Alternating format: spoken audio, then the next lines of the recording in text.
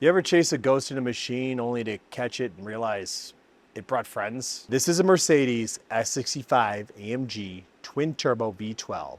We gave it bigger lungs, a better heart, and a cooler head. And it still gave us nothing. No power, no boost, just attitude. Now, if you're just joining us, here's the short version. Video 1, we threw in hybrid turbos, full cooling, the works. Video 2, we found out the wastegates were basically opening up under boost, like cheap lawn furniture.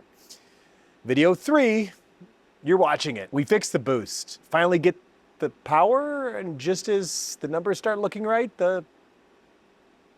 well, you'll have to find out. This car was supposed to be easy horsepower. Nothing about tuning the S65 is easy, mostly because nobody's really done it. This ECU was used in only a few V12 AMGs between 16 and 22, and most of those owners were too busy ordering watches to touch a wrench. We thought we had this puzzle solved, and turns out we were solving two puzzles stacked on top of each other, blindfolded, while the car laughed at us. But in this video, we find out what holds it back. And the wastegates are basically the tip of the iceberg. Classic German over-engineering meets aftermarket ambition. So if you've ever wondered what happens when 80 horsepower shows up, but the rest gets stuck in customs, you're in the right place. Hit subscribe because we're not done, and neither is this car.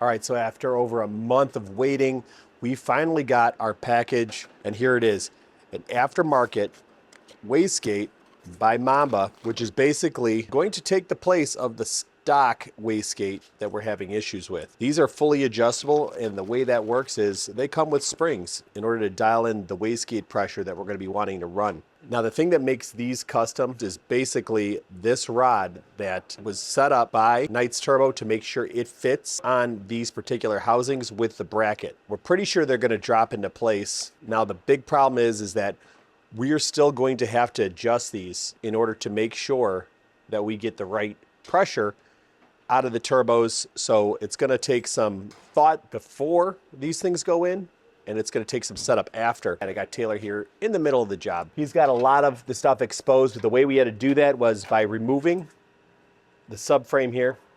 As you can see, it's got to be pretty beefy to hold up a V12 engine. We're basically hanging the engine on a cradle up top and supporting it below to make sure it doesn't drop down. But you'll see that gives us quite a bit of room to access these guys here. Now, these are the aftermarket turbos, and as you can see, these are the wastegates that we're going to be replacing.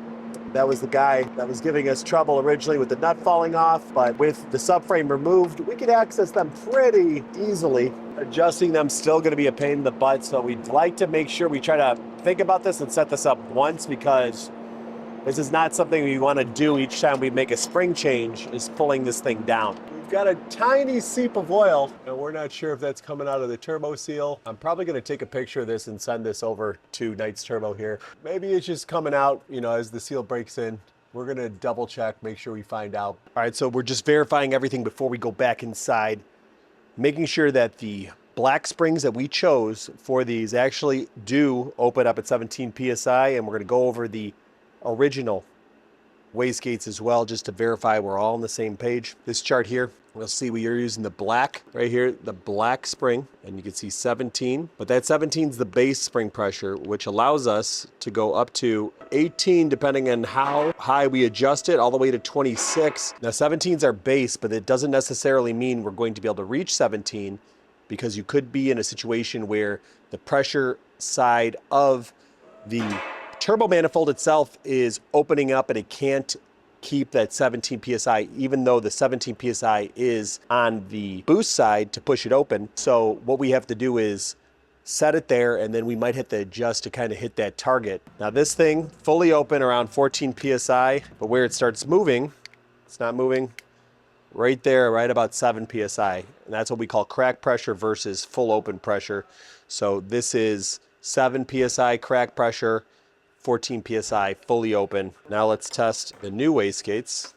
It's not what you want to see. Seem to be a little jerky moving. Let's test this other one. I'm at 20 PSI. I got no movement so far. And there it goes. So this is why you need to test your stuff before you pop it in there.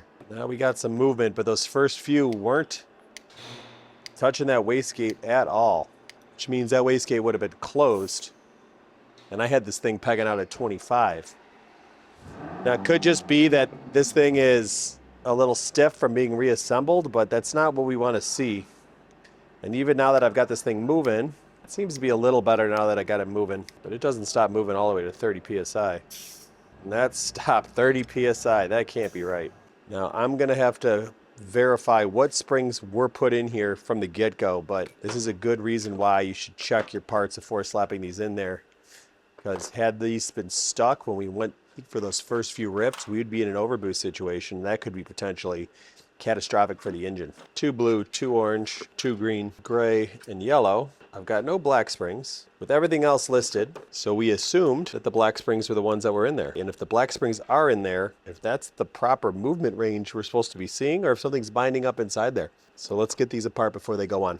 All right, so we got this apart, and what I'm hoping is going on is that there was an excess amount of this anti-seize copper, which you can kind of see here. You can see it between the rings. It's definitely a little bit heavy. The thought there is that the copper would help with the heat, but I don't know if we need this much on here. I don't see any marks on the piston. Nothing too crazy. Maybe a few scoring marks here. Might try to just rub that off real quick. But other than that, this black spring is installed. We'll probably have to talk with Knight's Turbo just to verify what we're seeing with the hand pump manually when we go with this to make sure that that's the proper function. So good thing I'm not seeing anything really wrong in here. If anything, it's possible the anti-seize was just gooped up in there a little bit too much, kind of rocking the piston a little bit. So we're just gonna lighten up the load on there, make sure it's a thin film, and then go ahead and reassemble this and check again. All right, so we got the grease cleaned out, and now we're going to actuate the wastegates, and there already is a much smoother engagement, enough for us to feel a little bit confident about putting these back in. I mean, before, when I pumped that thing up, it had no response till 25, 26, and then it jerked open, and then I activated it a few times, and it was catching and releasing.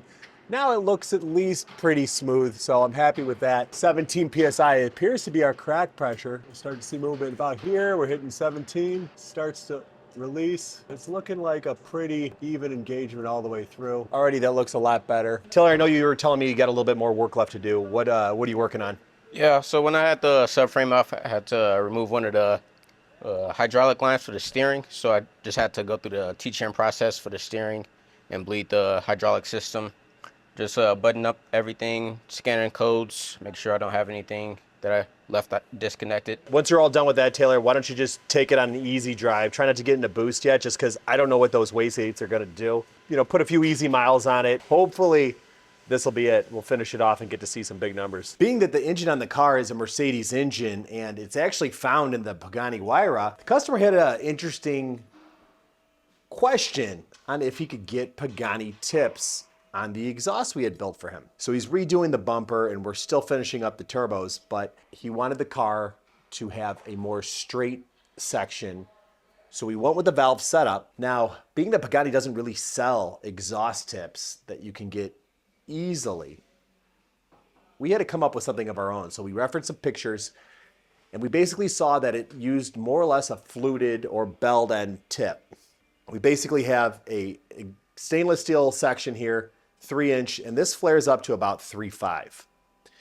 Now, having just the flared tip on there, I don't know how great that would actually end up looking, and it's hard to tell exactly in the picture how those come out. You kind of got to be close to that one, and each Pagani kind of used different tips depending on when it was made, the year, and everything else. So it wasn't very clear on what we had to do, but we kind of saw the general theme of what we were aiming for.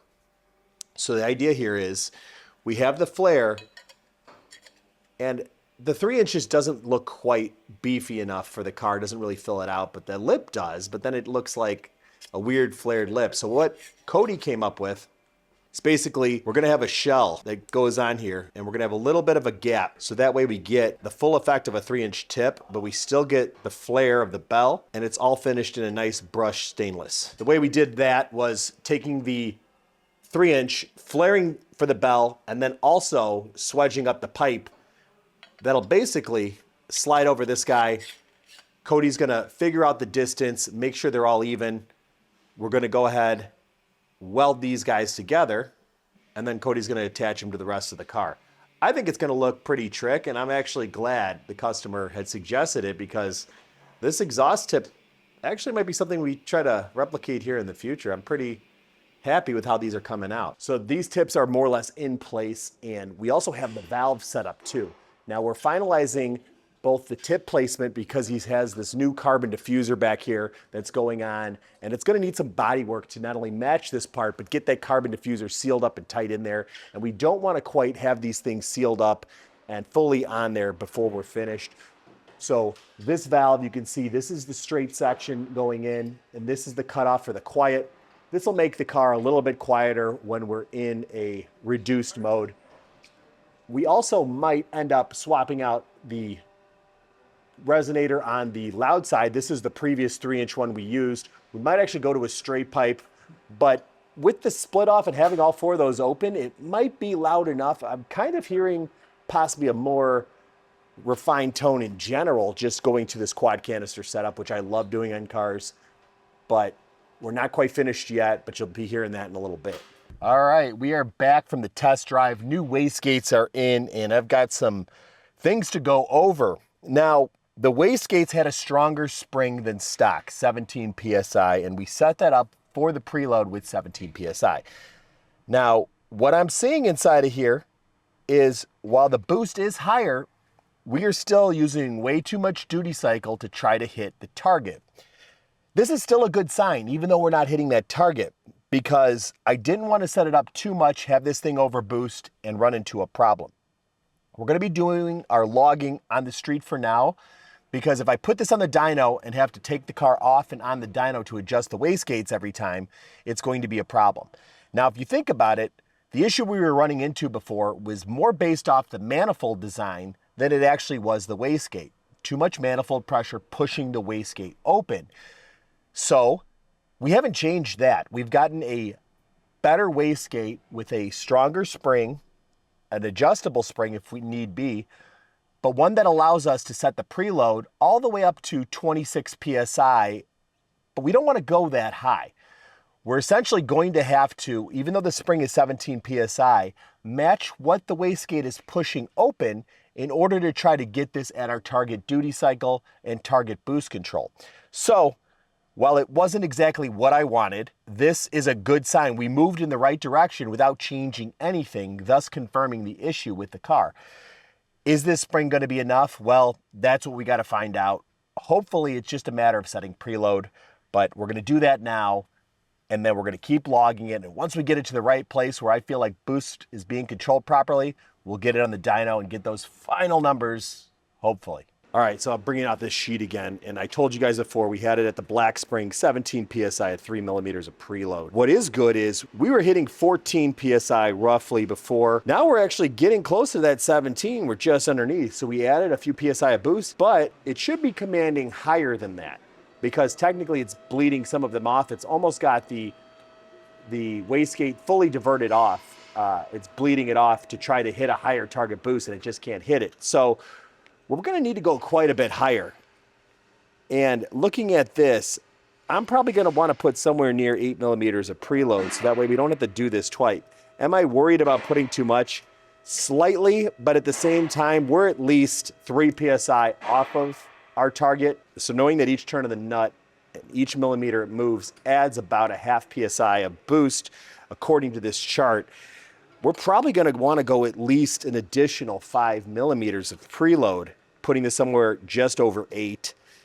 So hopefully I don't have to pull this back down. Fingers crossed. Let's see if this works. I don't want to put this thing back up. All right, we're definitely in a worst case scenario situation that I talked about in the first video, where we have to go drive the car and we're adjusting the boost pressure and seeing what the difference is each and every time. And it's very frustrating. It's very time consuming. And for a shop, it gets very difficult to fairly charge for our time, because while it might seem we could pretty much get in there with the removal of a few things, the time to put it on the rack, to test drive it, all of that, I mean, it's hours, and the time between we get in between each one is sometimes days because we jump on something else, check the logs, check this back and forth. Right now we're on our fourth adjustment since putting in the wastegates. We did have a slight leak at the beginning, probably related to install, maybe not. It's hard to say, but I'll just take the blame on that one. Slight leak, we rectified that. Still aren't hitting target boost, but boost is up. It's just that when we go to move the wastegate arm, the adjustment, it does not correlate with what's on the sheet. So we very much need to try to see what each of the movements makes and correlate it to our own adjustments. Right now, 3 millimeters seems to be adjusting the boost pressure up about 2 PSI, and we are still 4 PSI under where the target's at. But we are up right now 4 PSI over where we had the issue on the dyno. So this is the right direction. We got another 3 PSI to go. We still got room in that wastegate arm. Keller's making the adjustments now. I'm gonna jump back on the logs, drive this. Once I know it's dialed in, we're gonna get it on the dyno and we'll be able to hopefully finish this thing off. But it feels a ton faster right now with just those adjustments.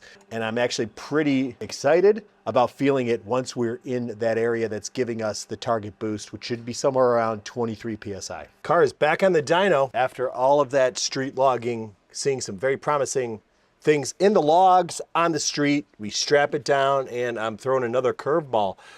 It is not making the power. It felt faster, but it is making more boost. I am not 100% sure what is going on here. I've got boost climbing up almost to 24 PSI, but look at the power. It is matching where we were at before, and then it falls off. What I am seeing though is that right about this point, 4,200, with the increase in boost, I am also seeing a sharp increase in intake air temperatures. Kind of has me thinking, if we see a decrease in power, I don't see any faults in boost correlation. Air fuel's still relatively safe, but IATs are climbing up. I'd want to look at circulation of the cooling system, but everything seems to be working there. The inlet temperature versus the outlet. But IATs are climbing. To me, that says there's an issue with the airflow. Now, if the compressor's backing up or having a trouble pulling air to compress it on the inlet side, it's going to work harder at compressing that air, and those temperatures might increase, which says to me maybe we have an air inlet problem, which could be the airboxes. I think people run these airboxes. I know there's very limited upgrades out there, but I wouldn't think we'd be running into this sort of thing. But honestly, that's a more or less an easy fix. I could just take the airboxes off and run it and see if I get a change. Maybe this comes down. It's worth trying. I've got to figure something out. This car is killing me. All right, I want everyone to understand just how restrictive these airboxes actually are. All of the air for this 6-liter twin turbo 630 horsepower is going through this small slot and this small slot. And then in the airbox, they have this carbon filter up top. Interesting thing about these charcoal filters, the air actually isn't flowing through them. What it does is when the car's shut off, all of the air from the cylinders that's releasing is getting absorbed to this through basically evaporation, through just heat transfer. I don't think this would be the issue, although we've tried everything else. So at this point, it's probably just worth running it to see if this tells us something. Wow, that did something. The car was climbing completely different, spitting the tires in the rear end. Boost was just going insanely high. I had to shut it down. I couldn't even run it anymore. It's going off the charts. Oh man, what is that? 26 PSI. Okay, that's too much. So all of that adjustment on the wastegate, we were adjusting for apparently these closed up airboxes, which was limiting how much boost we could make. I'm gonna have to pull it back off the dyno and do another adjustment before we can safely dyno this thing, because boost is just going out of control now. Oh man, but that's really good news. Although we've got to take this back off, get the adjustment done again. We've finally made progress on how to get this thing to boost. I think this is it. So let's get these wastegates adjusted back down, even though we have that giant spring in there.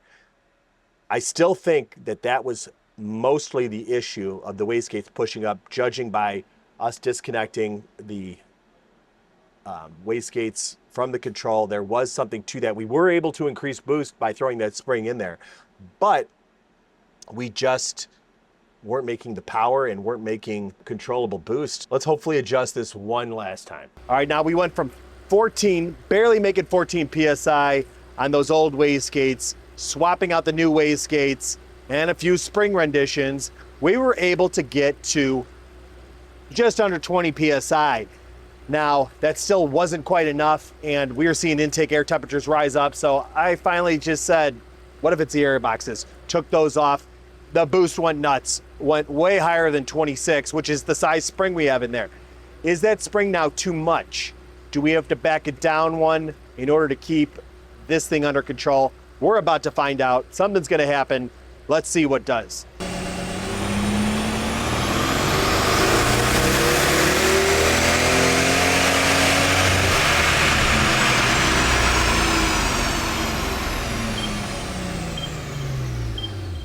So I had this chart topped out at 540 just to see we were going past. I believe when we originally started this, we were trying to hit 540, blow past that red tech mark as it should. Now look at the boost this thing's making. We're not going past 26 and it's more or less holding right about a little over 22, which is kind of where I want this thing. I don't like seeing this spike before it gets into a controllable level, but we might be able to dial this back down via wastegate request. It now has a 26 PSI spring, which means if it really was 26 PSI and that was the issue all along, we wouldn't be able to make any less than 26 PSI, which we are making less than 26 PSI. So that wastegate, definitely the issue. Definitely an issue though with the airboxes. But what happened there was I had to get out of it. And right about 5,000, and it doesn't show this, but I started hearing the car slow down a little bit, and it kind of felt like it was bogging in place. I got to check the logs. Now, in order to control this 22 PSI, it is using roughly a 50% duty cycle. So that's not bad. I don't think we'd want that any higher. That's a good sign with the adjustments we'd made. We might even be able to do a little less and kick that boost down, maybe knock this little spike off of here at the beginning, but we definitely want to be running this sort of boost with the car. Now, right where I saw it, it felt like a miss, so are we pulling timing? We are not pulling timing. So right about that area, we are at 12.5, which honestly isn't bad. Turbo cars, I'd like a little bit richer, but we could dial that back in the tune, but I wouldn't think that would cause a misfire. I don't see anything weird going on with boost here. Nothing going on with timing. Typically when I see that, I like to think of spark blowout, something going on with the spark itself. And faults show cylinder 12, cylinder 6, and cylinder 1 misfire. I'm gonna have to check the spark plugs. Now, when we originally did this build almost 6 months ago, getting into this thing, we had gapped the spark plugs where I thought they'd be okay, and we'd put new ones in for the boost levels. The problem I'm thinking though is that we've cold started this thing so many times, it's possible maybe they've gotten a little gummed up, or maybe there's something going on, something we didn't check. I gotta start with the spark plugs, being that I have specific cylinder misfires. I don't see any timing pulled, so it doesn't look like the knock sensor looks okay too. It's not really seeing, it's hard to say because I see some change in the knock, but it's happening after initially where I was feeling the issue. You could see where the RPM start to slow down in the log. 69 degrees. Throughout the run, it actually drops. We started that run roughly maybe about 90 degrees Fahrenheit, and it actually, in the middle of that run, we were at 69 with this giant cooling system. So plan now, pull the spark plugs. Let's see what's going on, see if we have anything that we could read on the plugs, because maybe the gap widened up, or maybe we missed something. Maybe the gap's a little too wide in those cylinders. We close that down and we can actually see some big numbers. But look at that, 566. We're getting there. If this thing is over 600 on my dyno, that is an impressive number for anything. Remember, Hellcats will make about 490 on this dyno. That's a 700 horsepower car. We're at 566. If we hit 600, we're talking easily an 800 horsepower car. So let's see what these plugs tell us. Okay, not exactly what I want to see. Gaps don't look blown open too much. 2 spark plugs per cylinder on these V12s, which means you'd really have to have something happening for it to not ignite. So my hopes of it being an ignition issue are dashed a tiny bit. Cylinders 1, 6, and 12. Gonna look at all the spark plugs, but these were new when we put them in there. Not really seeing anything we did wrong. Color looks okay. Looks like they're running pretty good. Not lean, not rich. And that gap looks like it's pretty much right on. Gonna double check it, but not a great thing to see because I want to see a smoking gun.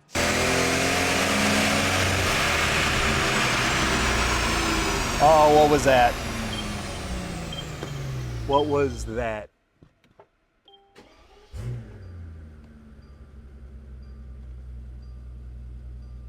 It's still running smooth.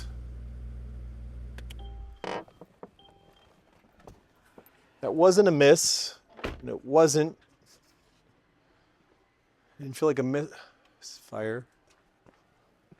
All right, just looking at the graph right here. I'm logging boost, I'm logging power. Now what we're trying to do is we're trying to mess with the tune to see what limiters we are hitting at 5,200. We're hitting something, it's causing power to drop off. That might take more files, it might be something else, you know, but that's where we're hunting for the power.